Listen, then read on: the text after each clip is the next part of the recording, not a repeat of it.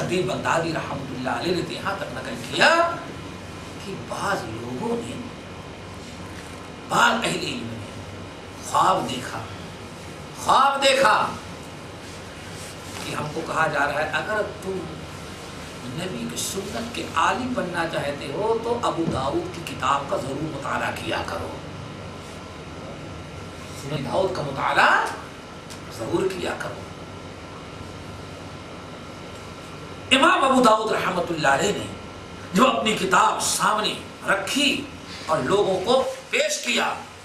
تو ان میں سے امام محمد بن اسحاق الصاغانی اور ابراہیم الحربی رحمۃ اللہ علیہ کہتے ہیں اللہ اکبر، الین لابی داؤد الحدیث کما الین لداؤد الحدید،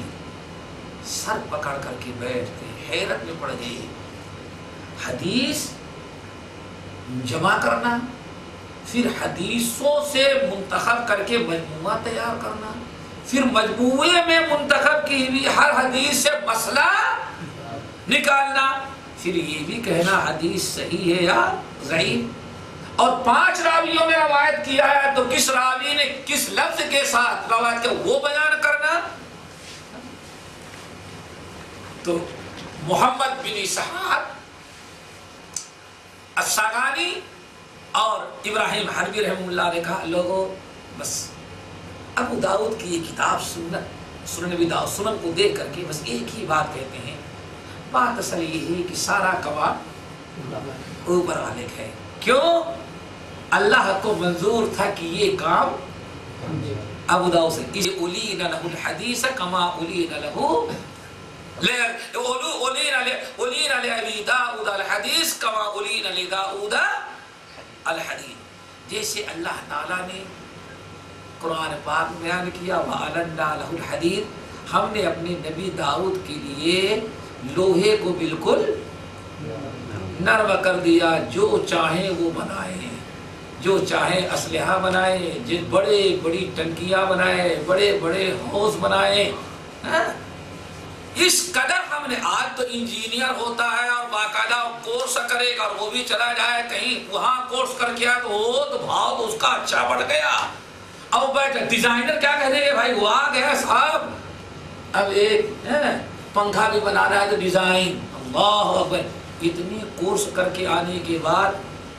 اور وہاں اللہ کے نبی داؤد بیٹھے بیٹھے وَأَلَنَّا لَهُ الْحَدِيدَ أَنِ اعْمَلْ، اور ہم سابغات، ہم نے اپنے نبی داؤد کے لیے لوہے کو بالکل نرم کر دیا، وہ جیسے چاہے چھرا چاقو تلوار یہ کڑیاں جو چاہے بنائیں، یہاں تک اللہ نے فرمایا کہ پہاڑوں کے مانند بڑے بڑے وقدور الراسیات، اتنی بڑی بڑی ٹنکی بنا لیتے ہیں کہیں رکھ دی جائے تو پہاڑ آئے، کوئی کرین نہیں تھا، اٹھانے والا کون تھا اس موقع پر؟ سوچو، وقدور الراسیات، بڑے بڑے اونچ پیور لوہا، یہ بھی کہ پلاسٹک والی ادھر ٹھنڈی ہو جائے، ہلکی ہو جائے کہ ہوائے تو اڑ جائے، وہ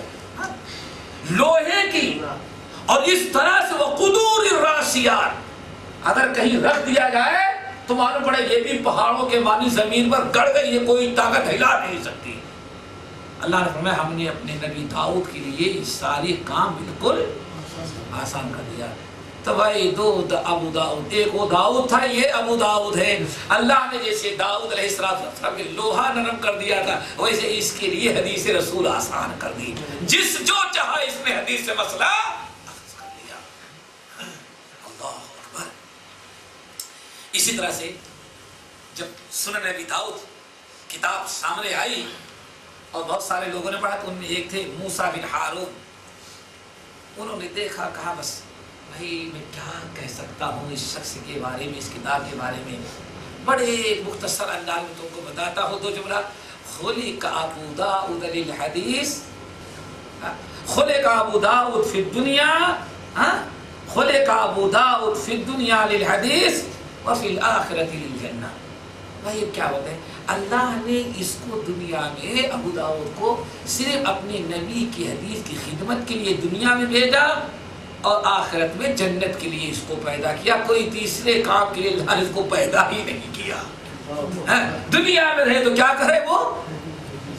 حدیثوں کی خدمت کرے اور مر جائے تو اس کو ہم جنت میں اللہ، یہ اسی کام کے لیے اللہ نے ابو داؤد کو پیدا کیا ہے۔ یہاں تک کہ محمد بن مخلد رحمۃ اللہ علیہ کہتے ہیں، امام حاکم صاحب مستدرک انہوں نے نقل کیا کہ محمد ابن مخلد کہتے ہیں اللہ لما صنف ابو داؤد السنن، ابو داؤد ہم لوگوں نے نام رکھا، ابو داؤد اس کا نام نہیں، اس کا نام ہے سنن، اس کا نام کیا ہے کتاب کا؟ سنن، ہم لوگ کہتے ہیں ابو داؤد، سنن ابی داؤد، سنن ترمذی۔ تو امام ابو داؤد رحمۃ اللہ علیہ کی سنن جب سامنے آئی تو محمد بن مخلد وغیرہ نے کہا کہ ابو داؤد نے جب کتاب کو رکھا اور لوگوں کے سامنے پڑھ کے سنایا، بھائی اچھا ابھی پہلے بڑا اخلاص تھا، کتاب لکھے تو امام احمد بن حنبل کے پاس لے کے چلے جا رہے ہیں، یہ میں نے ہم سے جو کچھ ٹوٹی پھوٹی خدمت ہوئی میں نے اکٹھا کیا، برائے مہربانی ہم آپ کو پڑھ کے سناتے ہیں، کچھ اس کے اندر خامیاں ہو تو ذرا آپ نشان اللہ اکبر۔ اور احمد بن حنبل بڑا فخر کرتے، نہیں میرا شاگرد تو بڑا اچھا، احمد ابو داؤد ابو احمد بن حنبل کے بڑے شاگرد ہیں، بڑا شاگرد ہے، لیکن میں اس کا استاد ہوں، لیکن ایک حدیث میں نے بھی اس سے حاصل کی ہے، وہ ہم کو نہیں ملی تھی، اس کی برکت سے مجھے ملی۔ تو کہتے استاد بھی ہمارا بن گیا، کون؟ امام ابو داؤد۔ اس طرح سے محبت اخلاص آپس میں تھی۔ کہتے ہیں کہ جب لوگوں کے سامنے رکھا گیا، اللہ اکبر، لوگوں نے کہا بھائی دیکھو اصحاب الحدیث جو اس وقت محدثین تھے، انہوں نے کہا دیکھو یہ ابو داؤد نے جو سنن مرتب کر دی ہے، اللہ الحدیث کالمصحف، سمجھو کہ ایک اللہ کی کتاب ہے اور دوسری نبی کی کتاب ہے، ایک اللہ کی کتاب اور دوسری نبی کی کتاب۔ اللہ کی کتاب قرآن پاک اور نبی کی کتاب سمجھو یہ ابو سنن ابی داؤد۔ اسی لیے بہت سارے اہل علم جب سنن ابی داؤد منظر عام پر آ گئی تو کہتے تھے بھائی اگر کوئی انسان اپنے گھر میں اللہ کی کتاب رکھ لے اور ابو داؤد رکھ لے تو اس کو زندگی گزارنے بھر کے لیے سارا علم اس کے پاس آ گیا۔ پھر اس کی مزید وضاحت امام خطابی رحمۃ اللہ علیہ کہتے ہیں، اس کی وجہ کیا ہے؟ اللہ کی کتاب ہے جس میں اللہ تعالیٰ نے اصول، ضوابط، احکام بیان کر دیے ہیں، لیکن بہت سارے مقام ایسے ہیں جو شرح کے، جن کی شرح کرنے کی تفسیر کی ضرورت ہے۔ اور اللہ نے فرمایا لِتُبَيِّنَ لِلنَّاسِ مَا نُزِّلَ إِلَيْهِمْ، اے نبی ہم نے یہ کتاب ہم نے قرآن پاک آپ کے اوپر نازل کیا ہے تاکہ اس کی مزید وضاحت آپ لوگوں کے لیے بیان کر دیں۔ تو امام ابو داؤد رحمۃ اللہ علیہ نے اتنی حدیثیں اس کتاب میں لکھ دی ہیں کہ قرآن کے مجمل احکام کی وضاحت اور تفسیر کے لیے کافی یہ تو ہے بھائی امام ابو داؤد اور امام ابو داؤد کی کتاب کے مطابق۔ امام ابو داؤد رحمۃ اللہ علیہ کے اساتذہ ہیں، مکے کے اندر، مدینے کے اندر، دنیا میں بہت سارے اساتذہ ہیں، جن میں سے ایک احمد بن حنبل ہے۔ احمد بن حنبل رحمۃ اللہ علیہ کی مجلس میں بیٹھتے تھے، آپ حدیث اخذ کرتے اور حدیث اخذ کر لینے کے بعد چپ چاپ بیٹھتے تھے، پوچھتے استاد یہ مسئلہ کیسے ہے، امام صاحب جو جواب دیتے، امام ابو داؤد اس کو